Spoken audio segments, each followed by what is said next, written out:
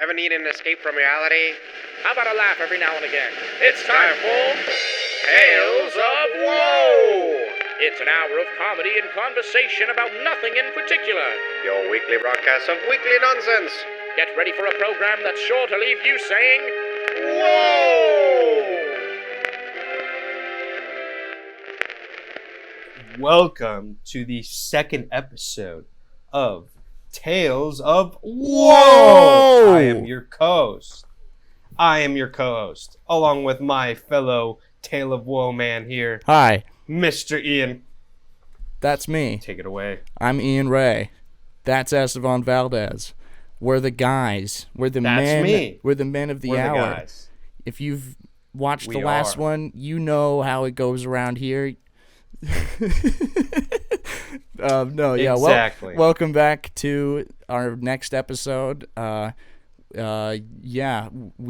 are surprised, to say the least, that you decided to come back. I mean, who the hell would want to listen to these two guys ramble on about nothing? You know? I know, God, I hate just hearing my own voice. Yeah, so why like, would you want to hear my voice? Ugh, I don't know why you guys decided to come back and listen in, but whatever. You're here, so welcome. It's really grimy. It's bad. really it's not tough good stuff. and hardcore. But you know what else, Ian, is also hardcore? What? This Drake and Kendrick beef. Yes, people, you know we were going to talk about Wow. it. It's What the a story that everybody's talking about. First of all, I just want to say, The story that great. everybody's talking What's the word? Segue. Segue? Great segue you just did there. Really a fan of You're that. so welcome. But no, you're right. So welcome. This beef is crazy. I don't know much about Yes, the it beef. is. You got to take charge on the conversation on this one because I'm very much uneducated on the Kendrick and Drake beef. I only know the very obvious stuff.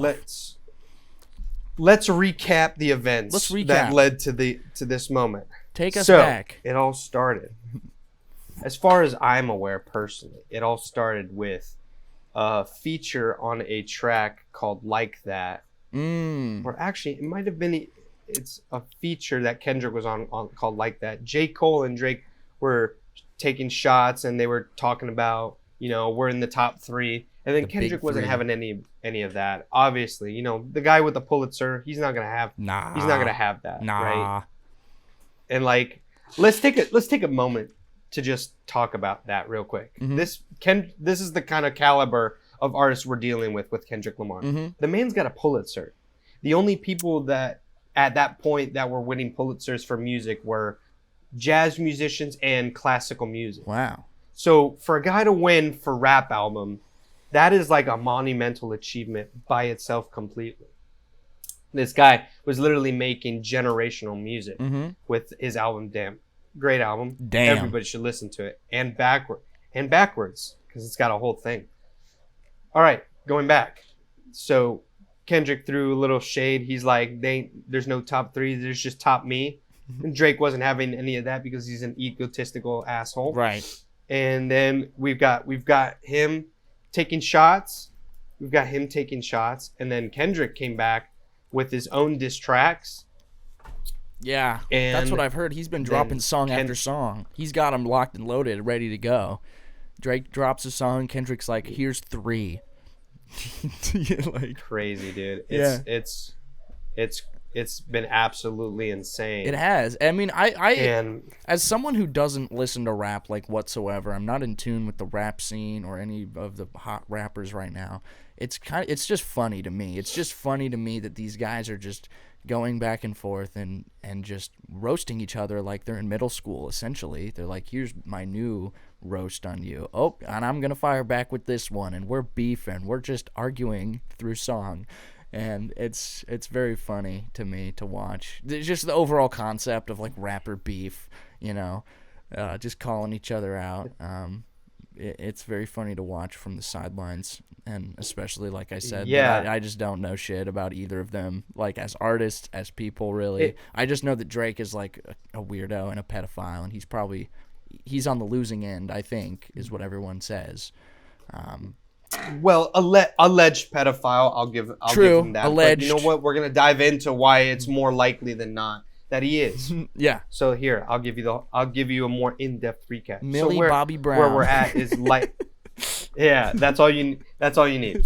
So Kendrick drops his feature on Like That, which is just a feature on a track. Yeah. From a different album where, like I said, he calls himself the Big Me instead of the other Big Three. So then Drake doesn't like that, and he puts push-ups and tailor-made freestyle where he's just straight up going straight at Kendrick Lamar, targeting him directly. He even added like some AI-generated vocals from Tupac and Snoop Dogg, which I think is just really, honestly, just really fucking dumb. Yeah. Why would you put AI in your music? Yeah. Tupac is rolling in his grave. He's like typing it in chat GPT. He's like, this'll show him. Snoop Dogg, tell him. Yeah. Yeah. And then it's long been a running joke that Drake doesn't write his own songs. He has a ghostwriting crew, which has been like kind of confirmed here and there. So whenever somebody says it sounds like Drake wrote it, that's when you know it's really shit. So that's exactly, it sounded like Drake wrote it. So then Kendrick drops Euphoria and 616 in LA. And this man is like, just, he went after him. He went after him directly. He's like, I'm straight at him. It's crazy. 616 was insane because it talks about Drake and Drake being a piece of shit dad and all that. And then Euphoria was talking about like all of his Drake's plastic surgery and how he kept cutting corners on that. Wow. And a lot, he's just exposing the guy. Making fun of him there. He's exposing the guy. Oh yeah, 616 also happens to be Father's Day, and I think that's just really funny. So then Drake drops Family Matters. Drake dropped Family Matters, which he tries to allege that one of Kendrick Lamar's children is biologically from Kendrick's friend and label co-founder, Dave Free, which we can easily debunk because of this, right? Just this simple fact. If my fiance's kid, my kid, was not mine and it was biologically from another guy, I wouldn't continue working with that guy. No. And he continues to work with Dave Free, and they co-founded PG Lang. They're like their creative label. Yeah, Drake. I wouldn't continue working with that guy, right? It seems like Drake's just pulling shit out of his ass, you know. He is pulling shit out of his ass. And then the other big claim that by Drake was that Kendrick Lamar was a domestic abuser and unfaithful in his relationship with his fiancée Whitney. One thing, unfaithful. Kendrick talked about that in Mr. Morale and the Big Steppers, and he confirmed it, and he was apologetic about it, and they worked on it. And then the domestic abuse allegations are also fake easily. Why? Because one, there was an incident in 2014 that didn't even involve him. He somehow got involved, and that he was cleared of that. No charges, no nothing came about it at all. And then on top of that, his fiance's brother is actively posting on social media right now saying fuck him up, telling Kendrick to go fuck up Drake. So if my fiance's if I domestically abused my fiance, like my brother wouldn't be telling me to like mess up Drake. He wouldn't be in my corner. Actively support me. He wouldn't be in my corner. Nah. That's just that's simple, right? Drake. So then Aubrey. Kendrick was crazy, man. So meticulous. Yeah. 20 minutes after Family Matters, he dropped Meet the Grams. And when I tell you this is the most chilling diss track I've ever heard, that I consider this, and some people have mentioned it, the first hip hop horror beat. Whoa. Is that the one where he just starts saying all the pedophilia shit and he's like A minor? Is that one? Yeah. No, that's the A minor is the one after that. Wow, he released a diss track the day after, but we'll talk about this one. This one's crazy, man. Buddy, this deserves its own little segment. So he talks about he goes in on Drake all the way. He's like the song starts off in separate sections. I think it's like 4 sections, where the first section he talks directly to Drake's son Adonis. Right, I heard about which is so menacing. He talks directly to his son, and he's talking about, you know, like I wish I wish your granddad wore a condom. And it's like, holy shit. He's like, if you don't understand what I'm talking about, listen to this when you're 18. And he's like, I'm sorry that your dad's your father and he's not there to like be a man for you, like a proper father for you, which was fucking insane. So then the second verse is him talking directly to Drake's dad and mom, and he goes after his dad because he blames his dad for his dad entered Drake's life like later on when he started making money. He wasn't involved prior.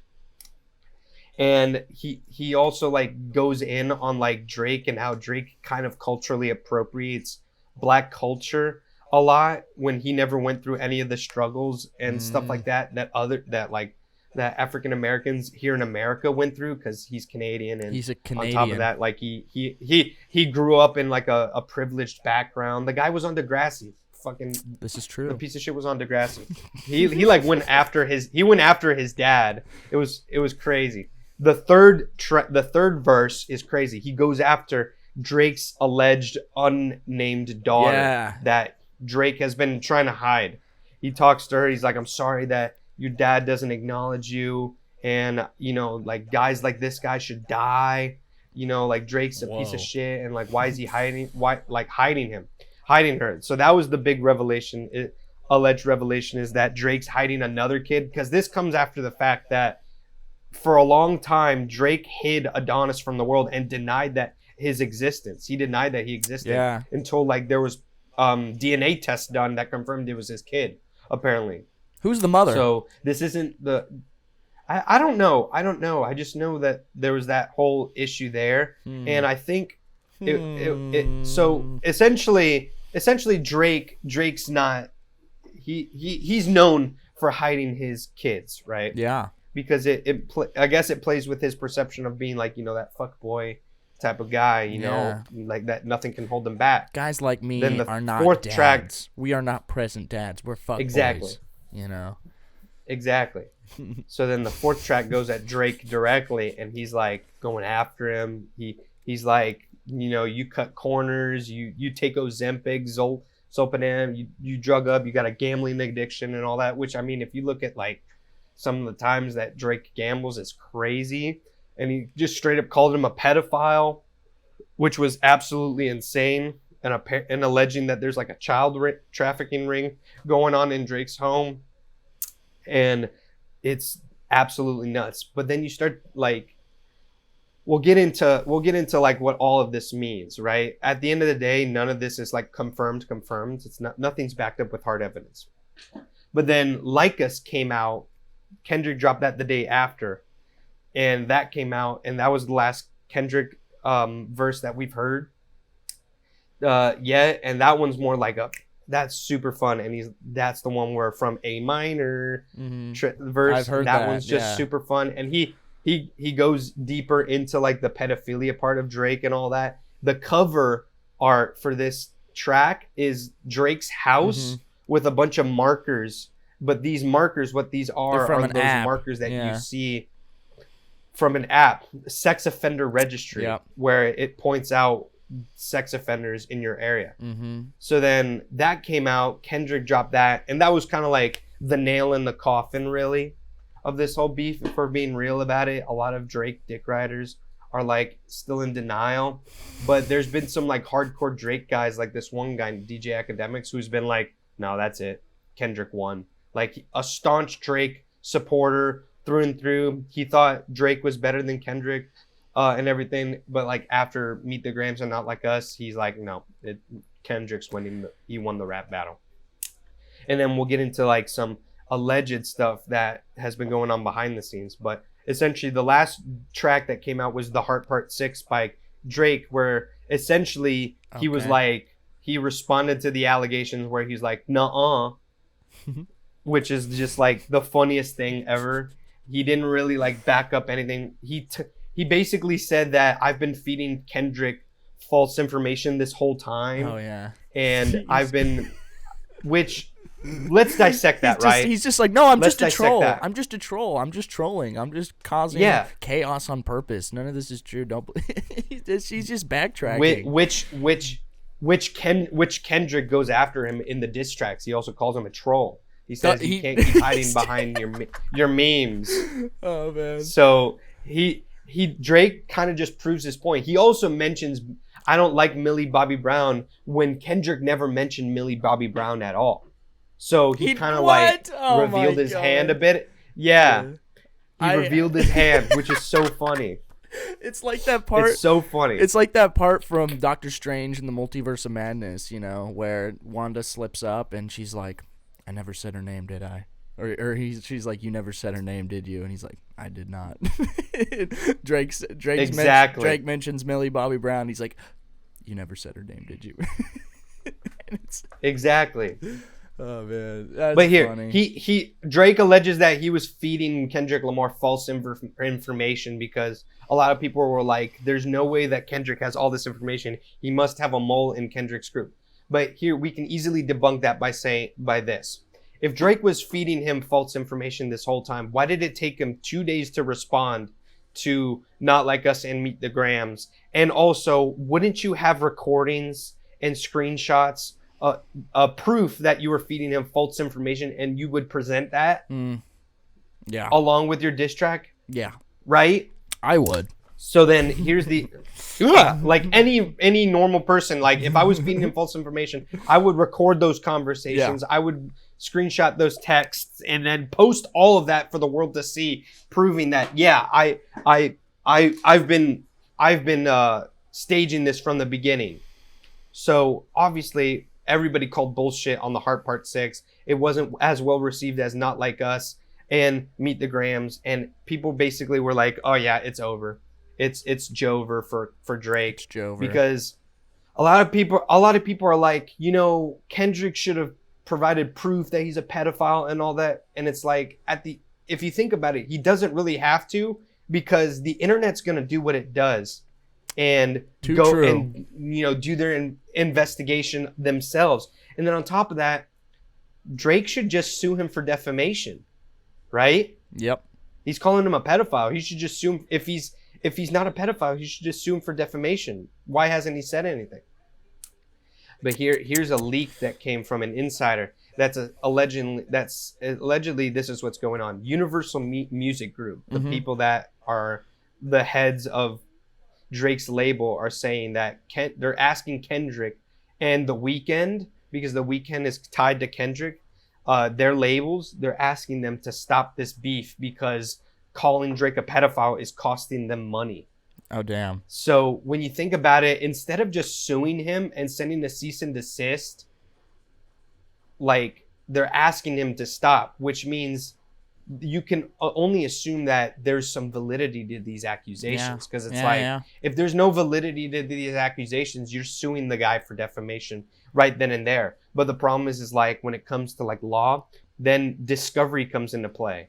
And then you find out even more clearly that, oh, Drake might actually be a pedophile. And then you just have to look at like all of his old tweets and all of his old interactions with like 17-year-olds. Like, there was this one girl that he was dating when she was 18, but he had been like kind of he's a groomer talking is and what messing he with her is. since she was like 16. He's a groomer. He's just a groomer. Millie Bobby Brown stuff is weird. Billie Eilish as well kind of alluded to it in her own way.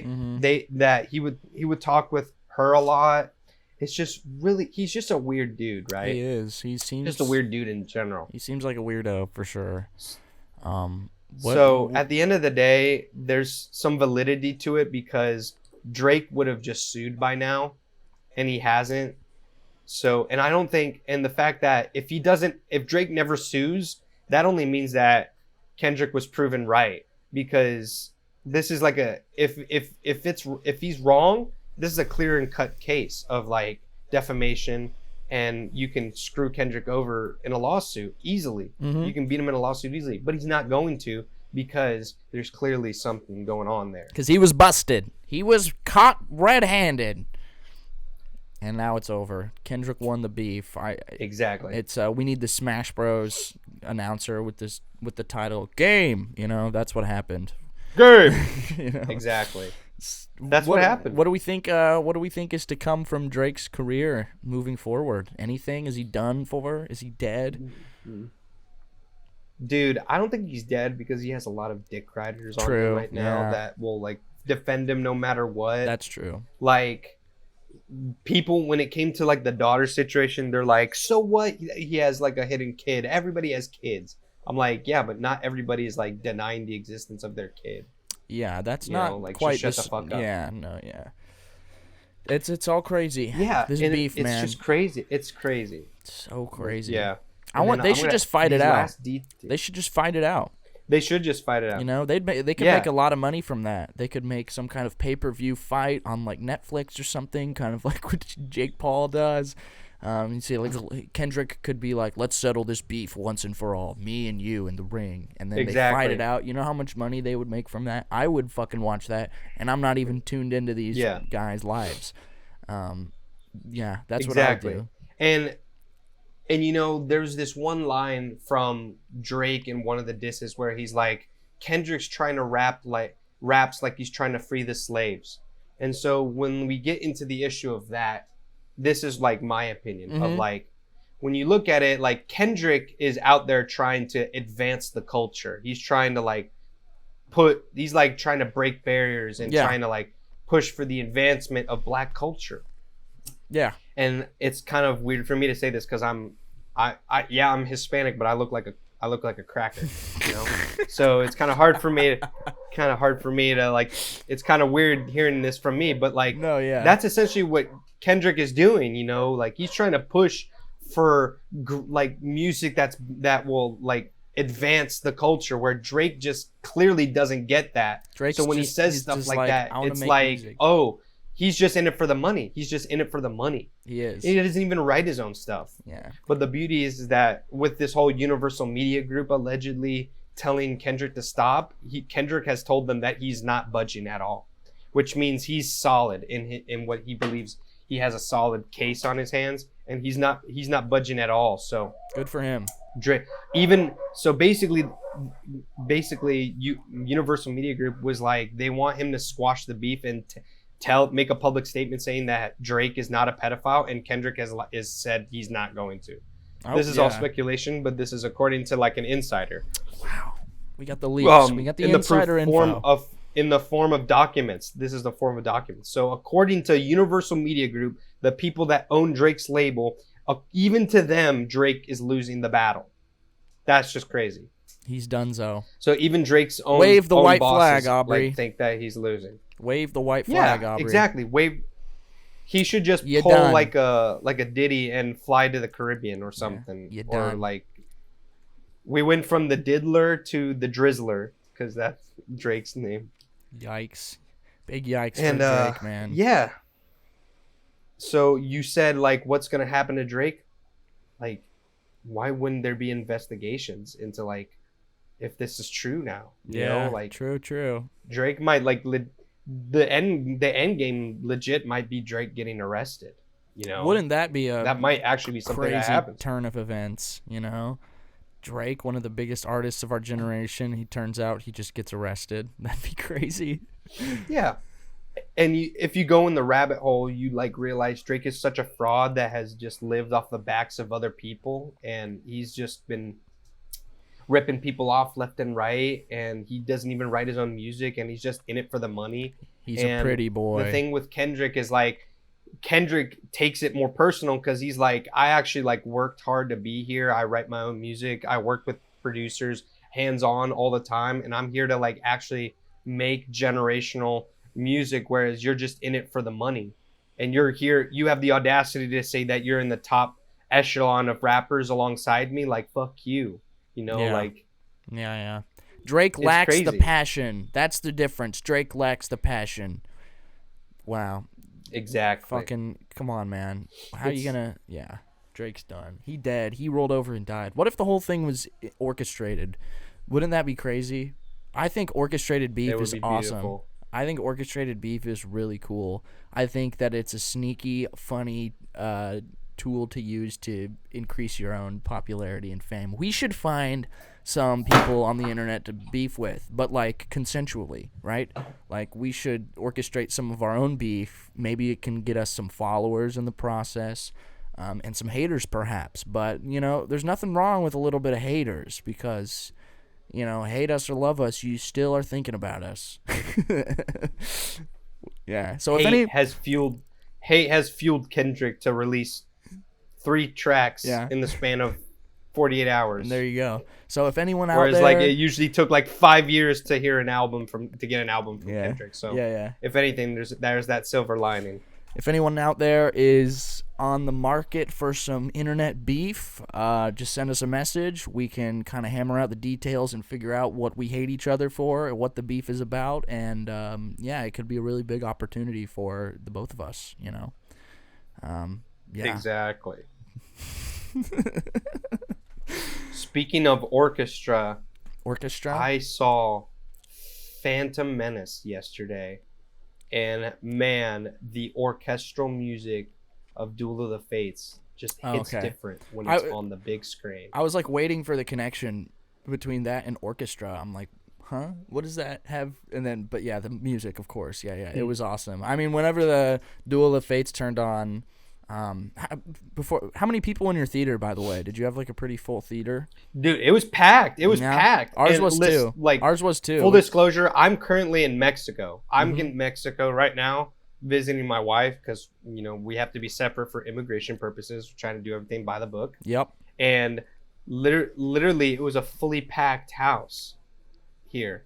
So I just thought that was That's like awesome. The coolest thing ever. That like this is like multinational franchise and it's fully booked, and it's a movie that came out in 1999, re-released. Like, come on, like, it was such a cool opportunity because the first Star Wars movie I ever saw in the theater was actually Revenge of the Sith.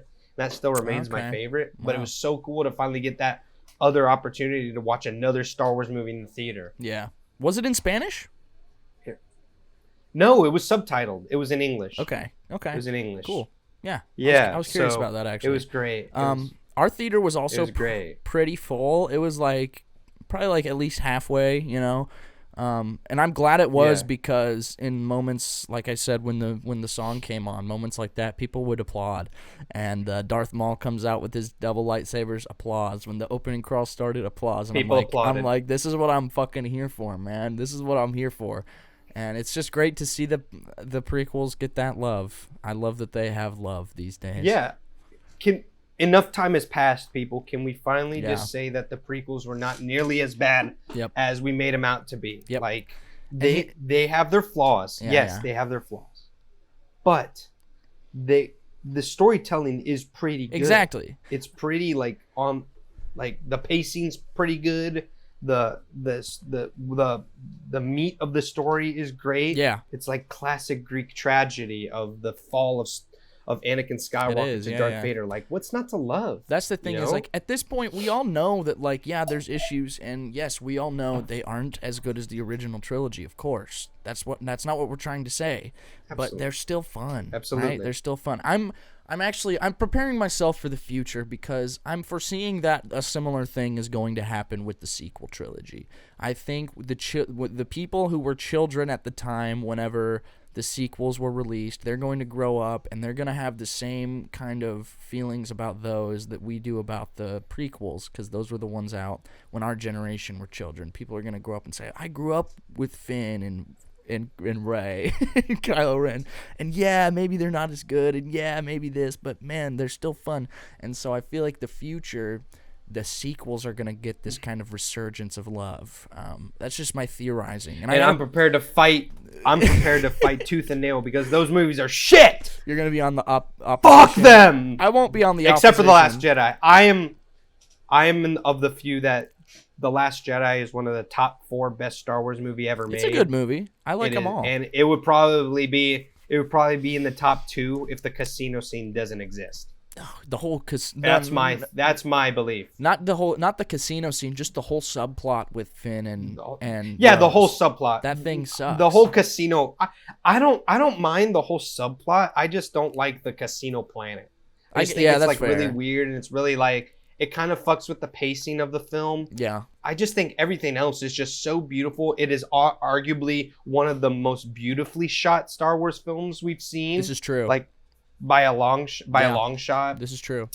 My issue with I would the whole definitely, if I had to rank them, yeah, you go first, yeah, and then yeah. I want to rank. We gotta rank. With the subplot as a whole, my thing about it is it's just everything they do turns out to be futile, and they don't achieve a damn thing, and that's what I'm just kind of like.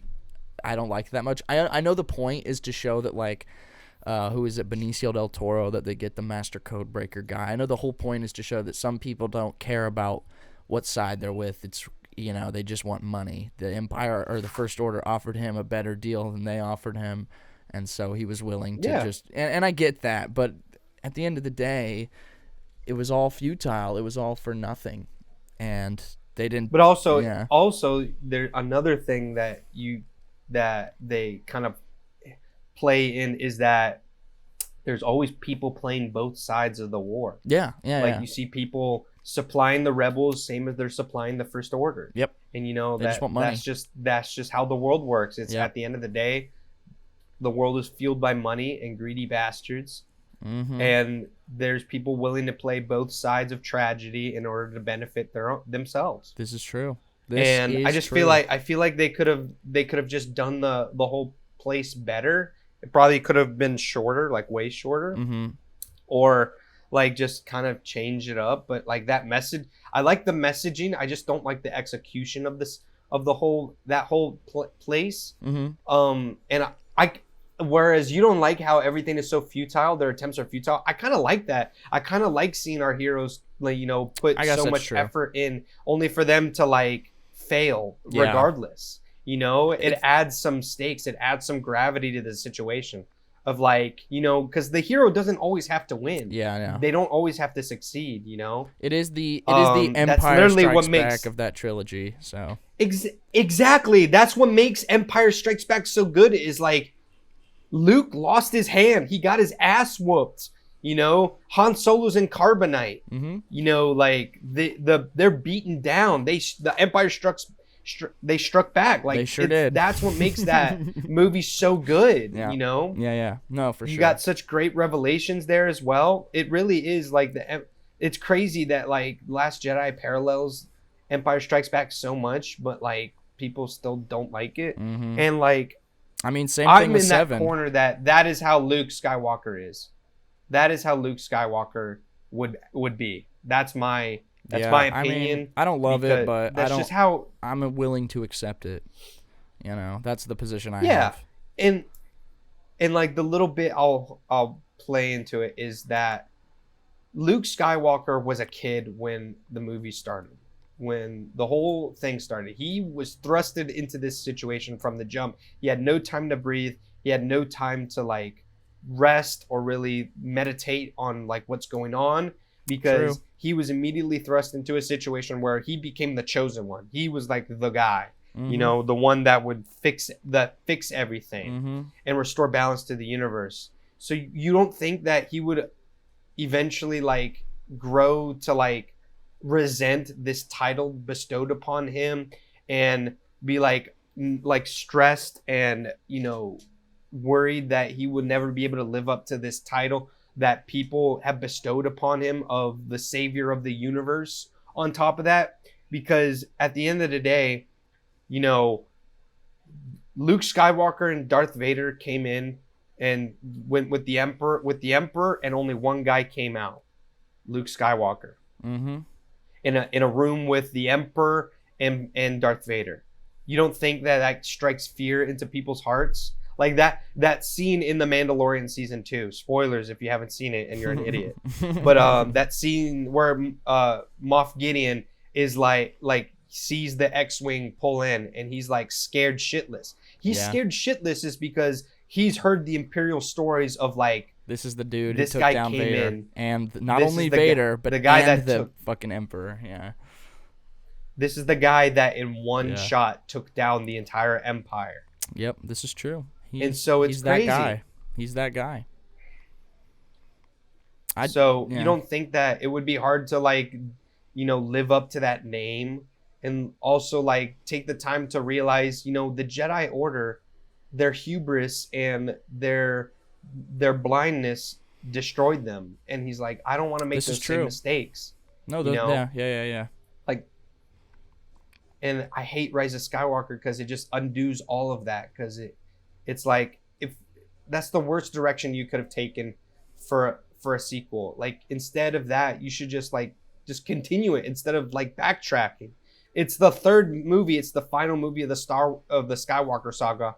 Why are you gonna backtrack on stuff now? Mm-hmm. You can't. There's no time. Yeah. So like, why would you do that for the last movie? So it's just, no, it just breaks my heart. And then Force Awakens, I've come to appreciate it a lot more. I used to think it was just a New Hope ripoff, but it's good. It's got great visuals. It's got enough that it's fairly original. It's definitely got a lot of New Hope. It does. But I mean, similarities. Last Jedi has a lot of Empire too similarities, you know? So they do. It does have a lot of Empire similarities, you know, besides, you know, the whole Luke subplot. Yeah. Which I loved. I love that he finally decided to become what everybody believed he would be. And look, I think it's a great movie. If I had to rank them, I would rank Revenge of the Sith #1. Personally, I'd rank Empire Strikes Back. I've rewatched Rogue One recently, and I firmly believe that Rogue One is the third best Star Wars movie. It's a great movie. And then I would put Last Jedi, and then I would just throw down the line, you know? Yeah. New Hope, Return of the Jedi, Force Awakens, and then down the list. I think Rogue One is such a great movie. I went into the theater not expecting anything. That was like the one where I had read the least about, where it was like, what is this movie about? And I came out and I'm like, wow, that is like one of the best movies I've ever seen. Like, literally everybody dies, and it's like, you're invested in these characters, and it's like, oh no, they're all dead now. Mm-hmm. You know, but their memory and like their sacrifice lived on and spawned the whole series. So it's like, wow, that is great. That is it's a great so movie. Good. It is, yeah. So good. The Vader hallway scene, obviously, it's amazing, you know. Mm-hmm. That's a 10 out of 10 movie. It's a great movie. I just want to take a second to point out how we've talked about Star Wars twice in both episodes now. It just kind of has naturally come up, and I think that's awesome. It's probably going to happen a lot. Listen, man. We like Star Wars. We're Star Wars nerds, We're probably going to talk about Star Wars a fair amount. If you don't like that, then this might not be the show for you. Plain and simple. You know, yeah. And you know what? Suck it. Fuck it. Yeah, suck it. Suck it. Suck. Yeah. Yeah, all good takes for sure on the sequels. I didn't hear you give any appraisal to Solo though, and I have an issue with that because I love Solo. I think Solo is a fantastic movie. You're fucking crazy. No, it's good. I like Solo. It's not good. It's not good. We're just gonna have to agree to disagree. I think it's fun. No. I think it's a fun time. No, it's not. You can't do anything about it, Estevan. It's a fun the time, but if you're going to make an origin story about Solo, you need to make something of, like, substance that, like, the visuals are great. Like, the Kessel Run and the Spice Planet, like, all of it looks great. But, like, Han, what's your last name? I don't have one. Okay, yeah, that part's a little silly. Solo. That part is a little silly. Fucking come on. But the movie as a whole is a fun time. I think it's just a fun adventure. I think the cast is great. I think Alden Ehrenreich. The cast is great. Does a fantastic job at playing a young Han. That is true. It could have done more origin story stuff. It was more so just an adventure that is led by young Han Solo. But I still think it's a lot of fun. Yeah, I feel like in terms of presenting this character and his origin, the stuff that they do show on how that came about sucks. The stuff that they don't touch on, you know, like you wish they touched on, like at the end of the day, like you don't really get to like learn how he came to be who he became to be that much. Yeah. And then also like, cause like the last name reveal sucks. You know, Lando in them insinuating Lando fucks the robot sucks. I don't know. Like, I kind of like that. I kind of like no, that. like that's just so stupid. I don't think it's out of the realm of possibilities that within the Star Wars universe you could have emotional feelings. He's the only character in the whole the whole pantheon of Star Wars content that we've seen, other than probably some stupidity and legends that I don't know about, that is insinuated to fuck robots. Like, hey, man, why? No judgment, Why? dude. He thinks she has a beautiful spirit, Why? and he likes that about her. And then her robot parts don't make a difference. He loves who she is as a person or as a droid, rather. I guess. And then I wish I saw more Darth Maul. I want Darth Maul. Yeah, well, that's one of the issues is because, they originally planned for it to be a trilogy, and so they were going to spread his origin across 3 movies, and we were going to get more Maul, but unfortunately, the people just didn't like it enough, and so they canned the whole thing, which makes people like me a little bit sad, because I still like Solo, and I will be rewatching it with my yearly Star Wars rewatch this month. Solo always it's like gets one of a the rewatch. I love that. It's the movie I skip. That's okay, I like usually Solo. the movie I skip. I'll skip The Last Jedi, and you can skip Solo. Sure, I guess. I'd rather you skip Rise of Skywalker, but yeah. I will be skipping that one. But yeah, and also I don't like what they did to Lord and Miller. Lord and Miller were going to be the directors, and they got fired because Kathleen Kennedy is an asshole and just she's way too nosy and way too micromanaging, and she doesn't get Star Wars anymore like George Lucas does. Nope. And she had a big she downfall. needs to just let the creatives know what they want. She had a downfall, man. At the end of the day, that's how it is. She was pretty cool 100%. back in the days of like Raiders of the Lost Ark and shit. She was pretty influential in that era. But nowadays, she's annoying. Excuse me. And then on top of that, the person you replace Lord and Miller with as director is Ron Howard, the most milquetoast director to ever exist. Like, come on. Yeah. He's literally the personification of like what mid is. Yeah, unless you're talking about he had some good movies in the 90s, and that's it. But he's not mid in Arrested Development. He's not. He's fire in that show. He created it, and he is the narrator. But he's not the narrator is low-key the best character in the show. Sure. What? Do you not like Arrested Development? How much of it have you seen? I'm a Buster. I'm a Buster fan myself. You're a Buster fan. Buster's good, but dude, I love Buster, man. What a treasure. Yeah, but Buster's great. He really is. He's just a man child. But seriously, some of the funniest moments I would have watching that show would be the fucking narrator. Like, I would have to rewind and be like, what the hell did he just say? And it makes what the characters on screen doing funnier with when the narrator, like, introduces it or some shit. Yeah. I don't know. I think having a narrator in a sitcom is hilarious. And Ron Howard's voice, just the way he talks, is perfect for it.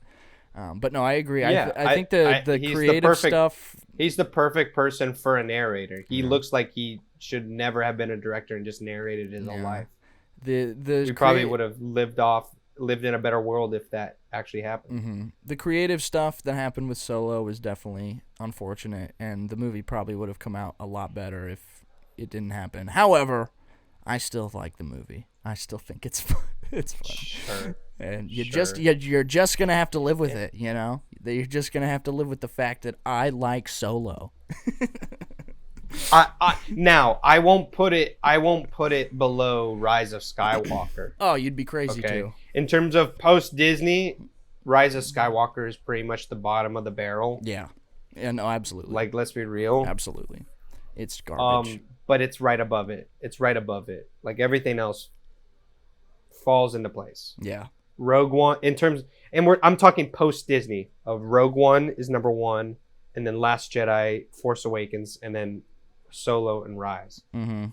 In terms of the movies, for me. Yep, that's fair. And it's nothing to do with the actors, because the actors are great, but it's like, like Thandie Newton. What was the name of her character? I'm looking it up right now. But like Woody Harrelson's Beckett's girlfriend, right? Oh, her. Beckett's girlfriend. Yeah, she's capped. Like such a cool character. She's such a cool character. They'll die. Splat. She just Favreau's dies. little alien guy. He dies. Yeah, exactly. He dies. Come on, That's just because why it's a did you have killing to? business. The business is killer. These bounty hunter or rather smugglers, they are dying left and right. This ain't the rookie life on the streets of Corellia anymore. You know, Han. I don't know. Is that what they were trying to come across with that? They're saying people die in this business, Han. This is crazy. Maybe. I fucking guess, man. I guess so. I don't know. You know what other movie I saw recently? And tell me. The Fall Guy. I did too. Beautiful. It was beautiful great. movie. It was great. I liked it a lot. It was awesome. It was a fun time. So good. I didn't know it was loosely based off a show. Is it? Yeah, apparently it's based off like an old show. Wow. I did not know An that. old 1980s TV series about stunt performers. Is it called The Fall Guy? Yeah, it's called The Fall Guy. Wow. It stars Lee Majors. Oh, that's probably who that guy is at the end. Is Lee Majors? Spoilers if you haven't seen it. Which guy? But like, go watch. You know that old man that like is the cop. When what was her, the producer lady, and then the actor Aaron Taylor Johnson. Gail and Gail and Tom Ryder. Yeah, when they get out of the helicopter, they're Okay. like, you're under arrest, and they do that close up of that old cop. I think that might be him. Okay.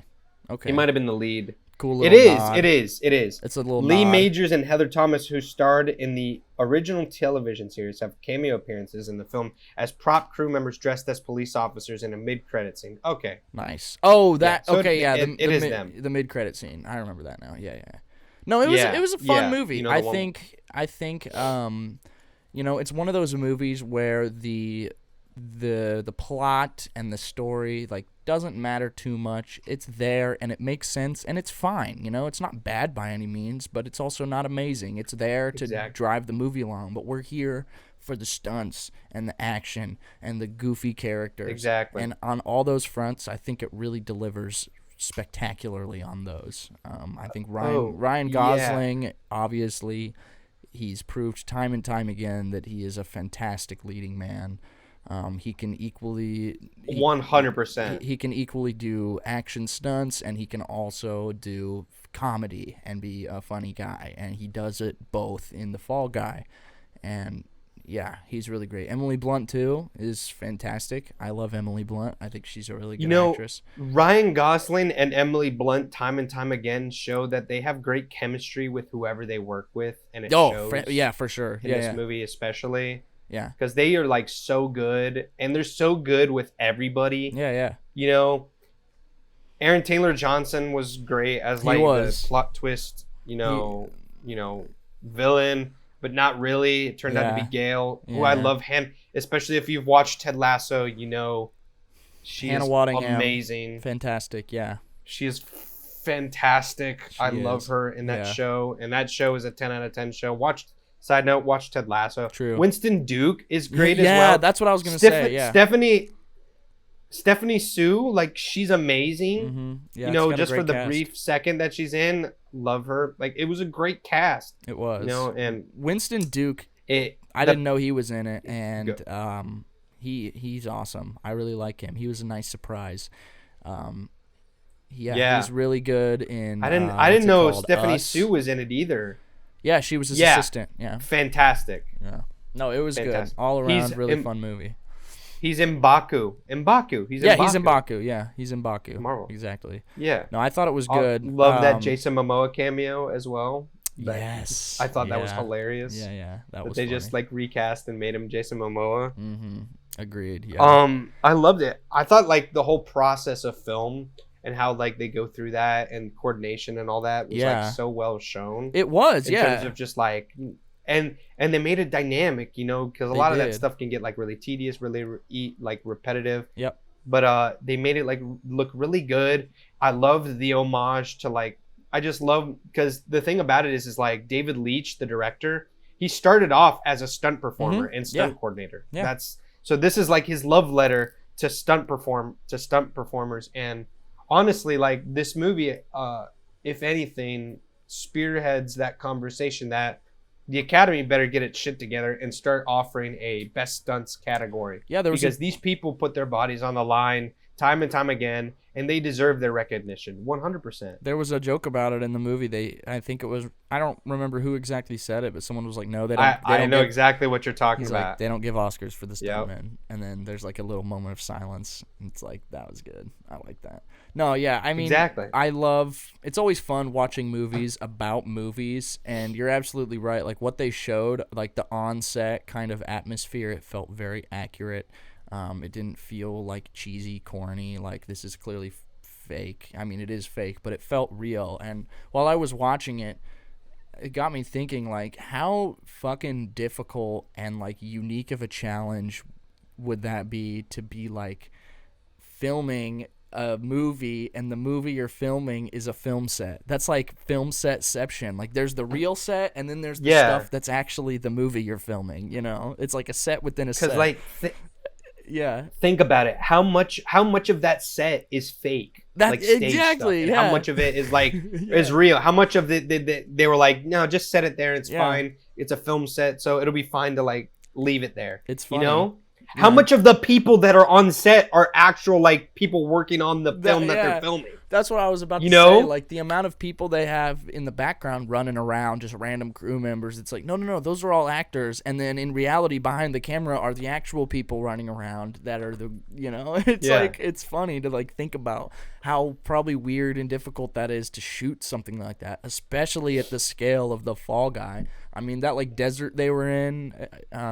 Side note, it was cool that the movie took place in Australia. I didn't know that at all. Yeah, I thought that was great. I didn't know that either. I thought it was cool, dude. You know the car roll, the first stunt he does coming back, and you know how they mentioned that he did 8 rolls, and that was a world record. That actually happened, and it's an actual world record that they broke. Oh wow!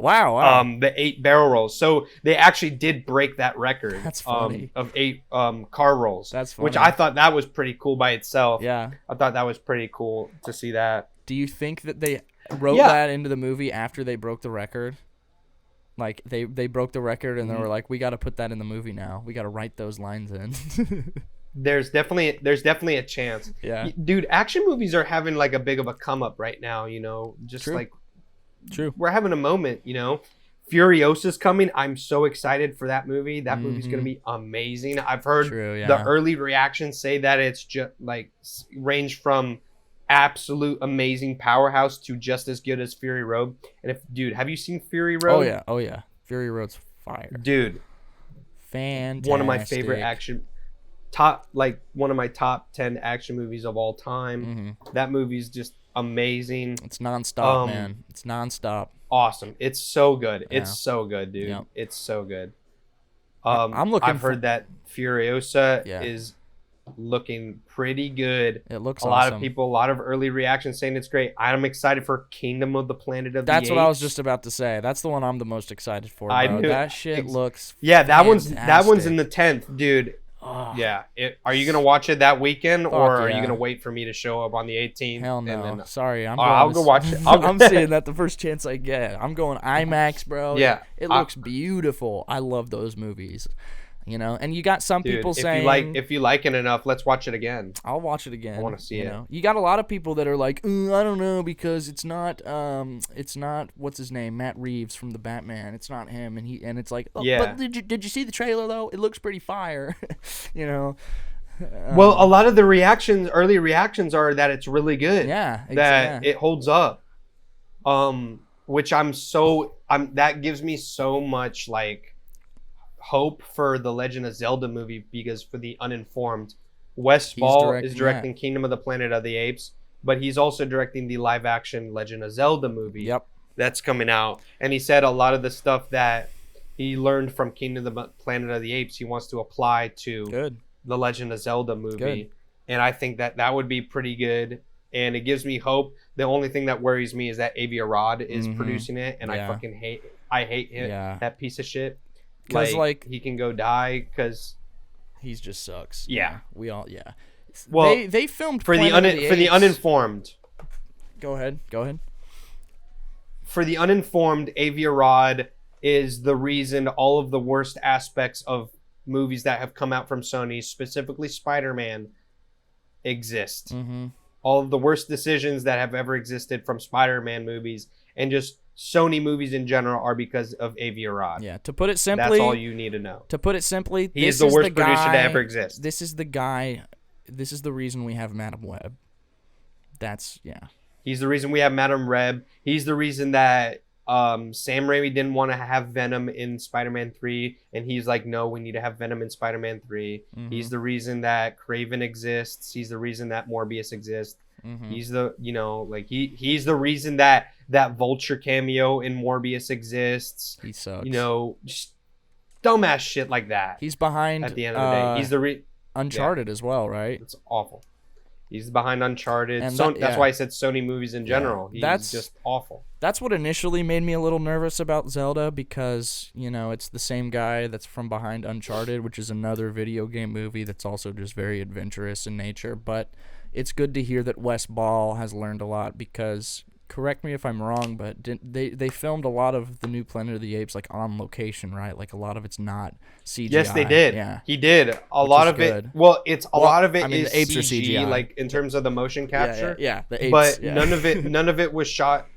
None of it was shot on like volume. Yeah. On the volume. A lot of it was Which is shot good. on location. That's what I hope that I they love that. do for Zelda. Like, if Zelda looks like a CGI nightmare, like all the landscapes are CGI backgrounds, like that's gonna suck. No one's gonna like that. It needs to look. I'm gonna. Yeah. And you know how much I love Legend of Zelda. Yeah, and yeah. You know how much I'm a stan. It should look like I Lord. swear to God, if it that should look movie like Lord of the sucks, Rings. You'll see me like you need to like gag me because I'm gonna be upset. Yeah. I'm gonna burn something down. It should look like Lord of the Rings. It should look like Lord of the Rings. He said that one of his main inspirations is he wants to make it look like Miyazaki movies, and I'm like, please do that. But like real. Some of the technology they used, yes. Some of the technology they used for Avatar: Way of Water, in terms of like the motion capture, in contrast with the water, they used on this movie as well. Cool. So I'm really hopeful that it looks really good. Yeah. I've heard great things so far, so I'm hoping that this movie does well because I need it to do well, man.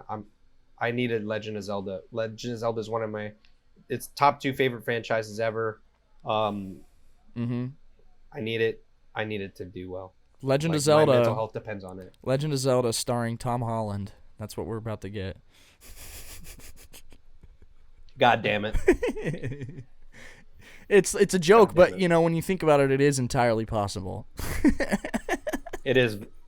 As long as it's not Chalamet. Very possible. As long as it's not Chalamet, I think he can't be I Paul. would prefer Chalamet at this point. He can't be Paul Atreides and Link. That's just unfair. I would prefer Chalamet at this point. He's a better actor. And I'm not saying He Tom is. Holland's not a good actor. I'm He just is. saying, like, we've been shown at this point that Timothée Chalamet is a better actor. Oh yeah, he is. He's been in more Paul movies. Atreides, he was good in Wonka. He was good in Wonka. He was good in Wonka. Yeah, he was. Say what you want about Wonka. He was good in Wonka. Yeah, Wonka's not a bad movie. I don't know why people called it. It's not a bad Not movie. the best movie, obviously, but it's a kids movie. It's a musical, but it's good. Like, it's still pretty good. It's watchable for sure. People just like to hate on musicals. Oh yeah, I thought the movie was good. Yeah. It's like you said, I tend to not judge kids movies as hard as like a regular yeah. movie because at the end of the day you have to appeal to the kid sensibility. Yeah. Of like you have to dumb it down for kids to really get the message and stuff like that. Yeah. So I don't judge them too hard. So it's, as a kids movie, it's pretty good. Yeah. It's kind of funny and cringy that like chocolate runs the police. Yeah, exactly. Thing. Like, there's I a think that's candy pretty cartel. funny. The candy kinda cartel. funny. That's Yeah, I think that's kind of hilarious in its own little childish way. But yeah, that movie's fine. The movie's fine. It's harmless, man. It's not harming anyone. Like, I don't know why people wanted to hate on it so bad. Just because Timothée Chalamet wanted to go off and do a very like colorful, cheery musical, like, who cares? I'll tell you why. It's because those posters are absolutely dog That's shit. true. That's true. Those posters, the promo and the posters are Yeah. the marketing for this movie was arguably the worst I'd ever seen for It a was movie. bad. Like it It actively was. made people like not want to watch it, That- which is so unfortunate. Yeah. No. Yeah. It's so unfortunate because it's a good movie. It's good. It's a good movie in its own right. Yeah. Yeah. I could people see them live. making a sequel for that shit, man. 100%. Yeah, I mean, You know, coming from the guy who did Paddington, I mean, they're giving Paddington a third movie. I could see them giving Wonka a second movie, which, you know what? Whatever. Willy Wonka as a character, I can understand why they'd want to keep him alive. So, screw it. I guess Timothy Chalamet is our modern era Willy Wonka. And guess what, Gene Wilder? You're dead, so there's nothing you can say about it. exactly. Although I like the Tim Burton I do Johnny too. Depp version I a do lot too. more than most. I do too. I watched that one as a kid a lot. I watched it a lot more than the original. So, Oh yeah, same. it edged into the creepiness that yeah. the first one kind of lacks a little bit. You know, it should be a little creepy. Yeah. It should be a little eerie. Exactly. Yeah, but we are at I mean, it's got that Tim Burton. It's got that Tim Burton yeah, edge to it. exactly. You know? Yeah. And I think that's perfect for Willy Wonka for sure. But we are at an hour. That's our time. We're right about at the end. So, you know, what a way to wrap it up. Starting out here with the Kendrick and Drake beef, and somehow we've circled around to Timothy Chalamet's Wonka. Willy Wonka. You know, we started on a note of conflict, and we ended on a note of comfort and coziness and candy. And that is an ending that I can get behind, personally. I can get behind that as well. You know, it's in moderation. Don't eat too much candy. In moderation. This is true. Don't eat too much candy, but still eat candy because what's a life without candy? It makes you feel good. Yeah, Exactly. It makes you feel good. They say it in the song, right? The Candy Man. Exactly. I think they say it in the song. Exactly. Either way, take our word for it. All right. Well, on that note, thanks for tuning in again to our show, to listening to us talk about random shit. We appreciate it, and we'll see you on the next one. Yes, sir. Yes, sir. On Tales of Whoa. Goodbye, everybody. Goodbye.